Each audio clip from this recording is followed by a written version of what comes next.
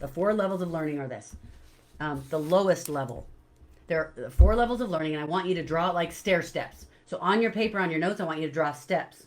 And on the very bottom rung is tactics. That is people who teach tactics. Tactics are, oh, do this, do that, that kind of thing. The tactics are what to do. And most teachers, most coaches will teach what to do.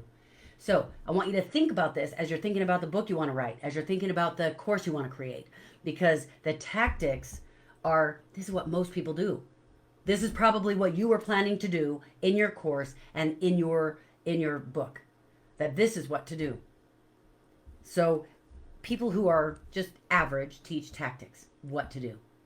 Now that might be, okay, so, you need to have a title for your book, and you need to have an interesting title for your book or for your course. You need to make sure that you teach them something that's going to help them. These are tactics. That's great, but that's what everybody does. The second level of learning, the next highest level, is what's called strategies. Okay? Today we're talking about strategies. That's what we're going to cover.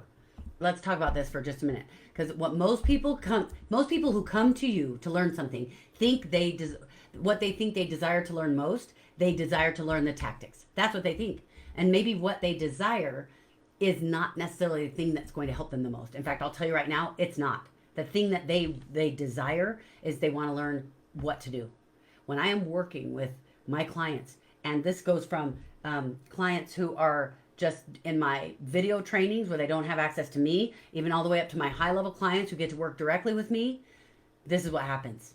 They think they need tactics, and I know how to help them with the tactics, but we spend about 80% of our time on personal development, on limiting beliefs, on the things that are stopping them from having the success that they need. Because once we get past those, then guess what happens? All of a sudden, they are crazy successful. And so it's a powerful thing. So people are out there all over the place teaching tactics, and they're good teachers, and they know how to make your tactics sound good.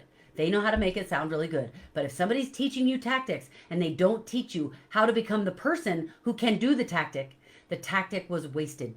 It was wasted time. The tactic is literally a waste of time. How many people want to lose weight, and they try to lose weight, and they're given all the tactics, and the people that are teaching them are giving them the tactics, but then guess what happens? They don't lose weight. Or they lose weight, and then what happens? Then they gain it back. It's because the focus is on tactics.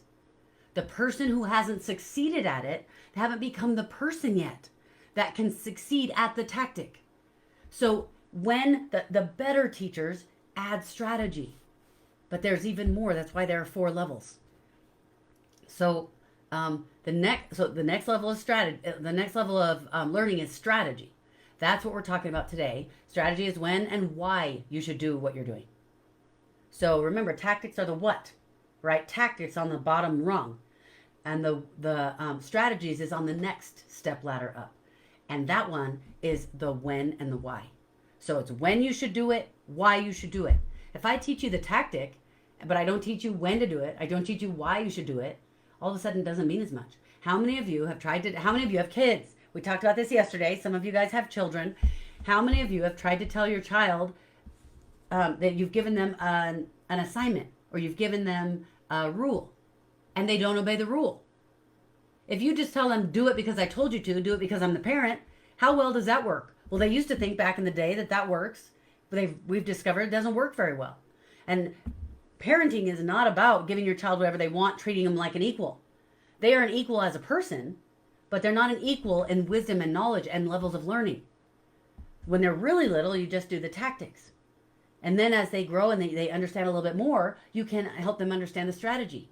When a 1-year-old is hitting another little child, you don't just say, well, honey, let me help you understand why we don't hit. You stop them from hitting right now. The tactic is you don't hit, period. You stop. But then as they get just a little bit older, doesn't take very much older, but as soon as they can understand the why, well, they don't even have to understand the why. You're starting to teach them the why. And then, well, we'll get to the next one in a minute. Think about this as you're raising your kids. So strategy is when and why you should do what you're doing. The strategy, a strategic move, is not thinking about the move. You're making a strategic move. You're not thinking about the next move. What you're doing is you're thinking about the next move and the next move and the next move after that. You already know what's coming, right? Like, because for instance, I'm very strategic in everything I do. My husband plays golf. He's a strategic golf player, right? So when he plays golf, he plays it very strategically. So he's going to observe the whole thing. He has his binocular thing. I'm not as good as him. I love playing golf, but I'm not as good as him. But it's fun to use his little toys too, because he has the little the pin finder, and it tells you look through the pin, tells you exactly how many yards you are from the pin. He can look at the lay of the land. It can tell him what the lay of the land is, the landscape, and the topography, so that he has an idea of what like where the angles on the landscape are, and it also tells him what direction the wind is blowing and how hard. So he's very observant. He's going to observe the entire whole thing, right? And he's going to look and see what's there. Okay, he's going to look at the place where the most trouble is, and he's going to play away from there. So what's going to happen is you're going to be much better off avoiding the pain. Even if, let's say that you've got one of the holes is, there are 18 holes in golf for those of you who don't play, and there's a hole you hit from one end and you hit into the hole, right? That's one of them. Well, what if there's a dog leg, meaning it goes straight and it curves? If there's a dog leg and it curves, and you might think it might be best to hit straight toward the pin, but what if there are trees and sand traps and water and all these problems? Then it might be better to hit the ball straight, and when you get to the corner of the dog leg, then you can turn and hit that direction.